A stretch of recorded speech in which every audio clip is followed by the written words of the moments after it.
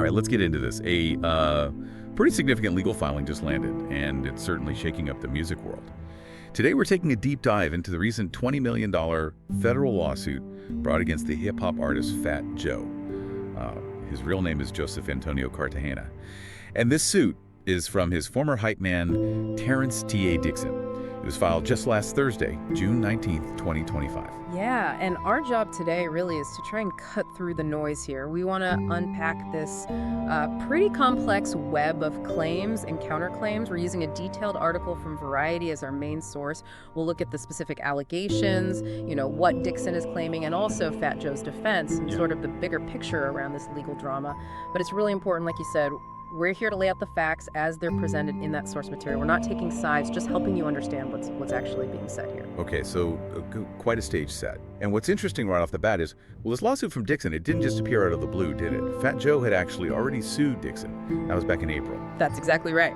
Fat Joe's first lawsuit accused Dixon of slander, said Dixon was spreading lies on social media, specifically the claim that Fat Joe flew a 16-year-old girl across state lines for sex. So yeah, there's already history here. And now, Dixon's hit back, and it sounds like a major escalation. He's filed what the lawsuit itself calls an explosive lawsuit. It's in federal court, the U.S. District Court, Southern District of New York. And the stakes, well, they seem incredibly high. Dixon's seeking up to $20 million in damages. $20 million? That's a huge number. It really is. What kind of allegations do you even need to make to aim for that kind of figure? Well, it's definitely not just a random big number. I mean, claims like that in civil suits often signal how severe the alleged misconduct is supposed to be.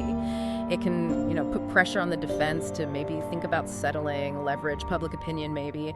And in this specific case, it really reflects just how broad Dixon's allegations against Fat Joe are. I mean, they're sweeping. The complaint talks about coercive labor exploitation, financial fraud, sexual manipulation, violent intimidation, and psychological coercion. It's a lot. That's a heavy list. And it sounds like Dixon isn't just making general claims, right? No. He's talking about his own specific contributions being ignored. Precisely. Yeah, he claims that Fat Joe and his associates deliberately suppressed, silenced, and erased Dixon's substantial creative, artistic, and commercial contributions. Contributions that Dixon says were, quote, foundational to Fat Joe's career and his whole brand. And we should probably highlight Dixon's position, where he was coming from. He was Fat Joe's hype man for 16 years.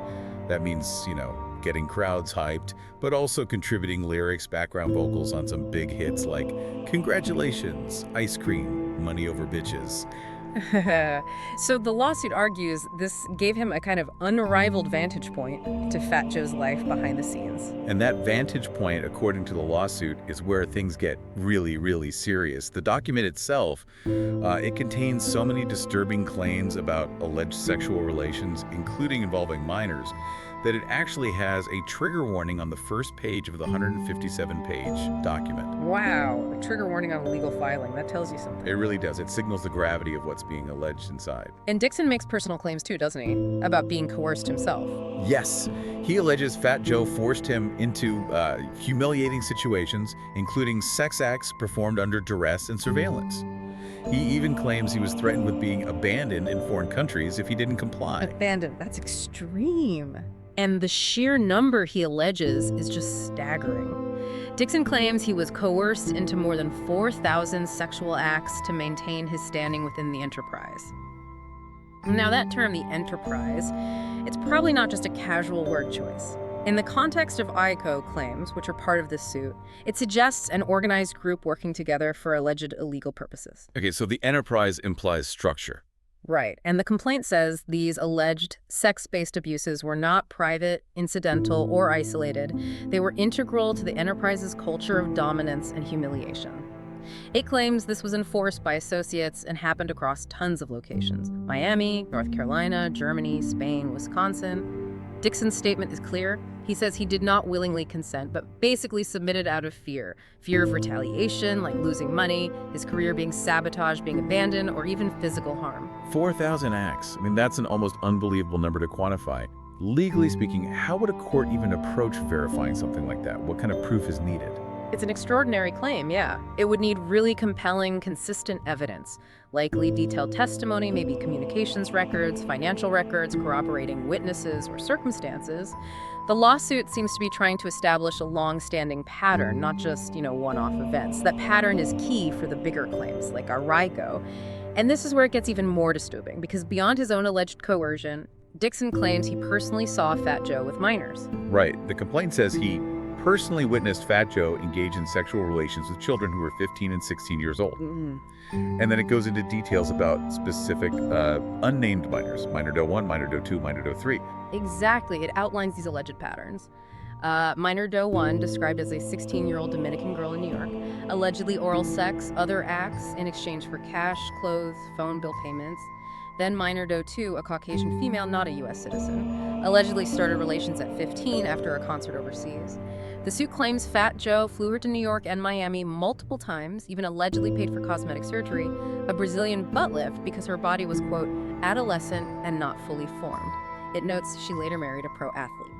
Just incredible details alleged there. And minor doe 3. A Latina female met Fat Joe at 15, turning 16. The suit claims Fat Joe was in love with her, thought about leaving his wife for her, paid all her bills, took her overseas, set her up in a condo near his house. There's even mention of a supposed recorded conversation between minor doe 3 and her 15-year-old cousin, reportedly describing Fat Joe's behavior, him being in his late 30s at the time, as inappropriately fawning over children. So the picture the lawsuit paints is, well, it's an environment of alleged abuse.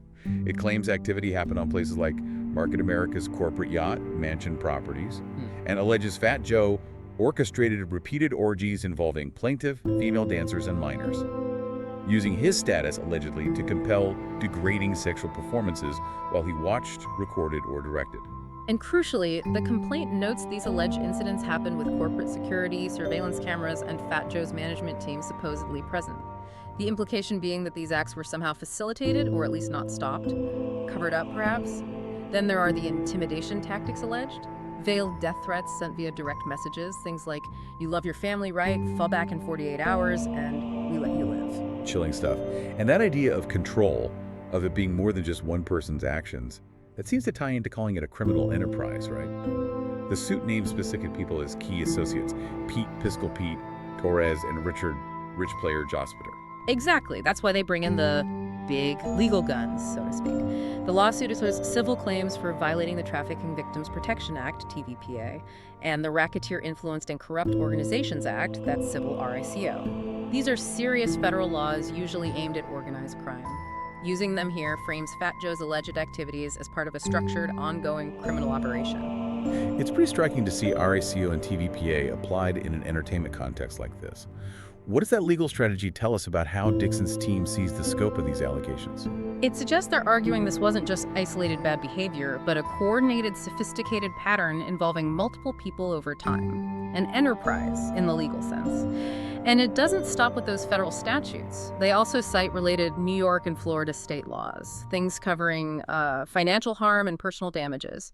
So you see terms like unjust enrichment, basically saying Dixon didn't get paid fairly for his work or contributions, fraudulent concealment, hiding money or rights owed to him, intentional infliction of emotional distress, addressing the alleged psychological damage, and quantum merit. That's about getting paid the reasonable value for services provided, even without a formal contract. So it's a multi-pronged legal attack.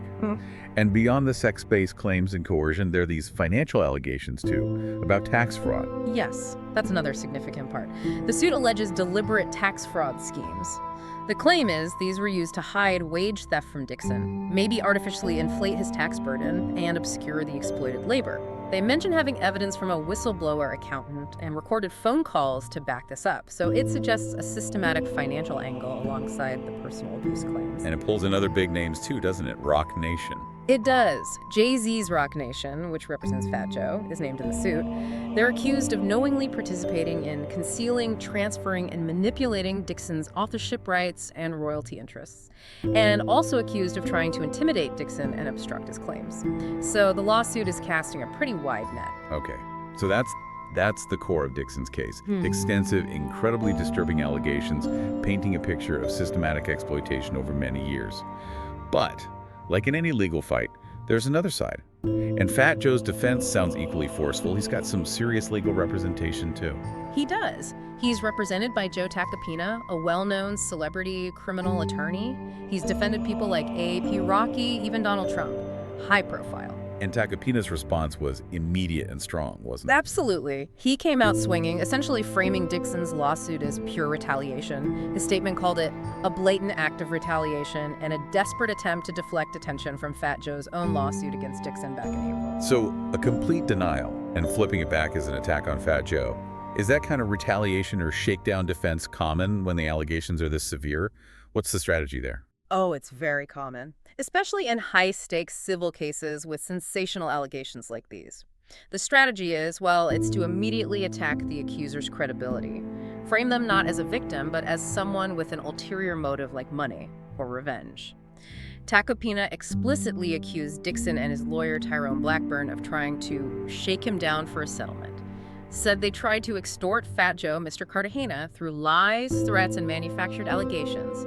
He even mentioned that law enforcement is aware of the extortionate demand. That adds another layer. And he flatly stated the allegations against Fat Joe are complete fabrications, lies intended to damage his reputation and force a settlement through public pressure. So, the message from Fat Joe's camp is clear. He won't be intimidated, No. and he's fighting back legally to expose what they call a fraudulent campaign. Exactly. That's their narrative. Now, looking at the bigger picture, Dixon's lawyer, Tyrone Blackburn, he's got some relevant experience here, doesn't he? He does. It's noted in the Variety piece that Blackburn is also the lead counsel in that very high-profile case against Sean Diddy Combs. That case also involves allegations of sexual assault and harassment. It was filed in February 2024, and you might remember the Department of Homeland Security raided Combs' mansions about a month later. Right. So Blackburn is familiar with this kind of legal battle involving major figures in the music industry and very serious claims. Dixon himself actually gave a quote to Variety about why he's doing this. He said, "This is the right way to fight Joe through the system. You can't fight him no other way." And he added, "Joe thinks he's a god. Joe thinks he's untouchable." Pretty strong words. Very strong. And it's maybe worth remembering, this isn't the absolute first time Fat Joe has faced somewhat similar, though maybe less detailed, public allegations. Back in 2010, he and his entourage were questioned after a student at the University of Wisconsin reported an alleged sexual assault. Nothing came of it legally, I believe, but Fat Joe's lawyer at the time dismissed the accuser as a pretender groupie trying to shake down the rapper. Similar language to what we're hearing now from Tacopina. Interesting parallel. Mm. And the source also mentions Fat Joe's connections, high-level political connections, it says, pictured with then Vice President Kamala Harris. How does that kind of detail play into a situation like this? Well, it just adds another dimension, really. It underscores his public profile, his reach beyond just music. It might influence public perception, media coverage. It just suggests the potential ripple effects of a case like this could be quite wide. Okay, so to try and wrap our heads around this, we've walked through these incredibly detailed, really disturbing allegations from Terrance T.A. Dixon. Claims covering everything from coercive labor, financial fraud, all the way to these shocking allegations of sexual exploitation, manipulation, even involving minors. A picture of basically systematic abuse within a supposed enterprise. And then on the complete opposite side, we have Fat Joe's defense. His legal team, led by Tacopina, firing back hard, calling it all blatant retaliation, an extortion attempt built on, quote, fabricated lies. Two fiercely conflicting narratives, and it's crucial to remember, again, this is an ongoing legal process. These are allegations from one side, denials from the other. Evidence still needs to be presented, examined, tested in court. We're seeing the opening salvos of what could be a very long and complex battle. Absolutely, this is just the beginning, but this case really does seem to highlight something we're seeing more of alleged victims in these high-profile entertainment situations using really serious legal tools, like civil ARCO, like TVPA. Moving beyond just individual incidents to frame alleged abuse as these systemic patterns within some kind of structured enterprise, it certainly forces us to look again at accountability, power dynamics, especially around celebrity. So maybe the thought to leave you, the listener, with is this. When you have such detailed, serious, yet totally conflicting stories from both sides, what do you find is the biggest challenge in trying to figure out what might be true? What stands out most to you in navigating that complexity?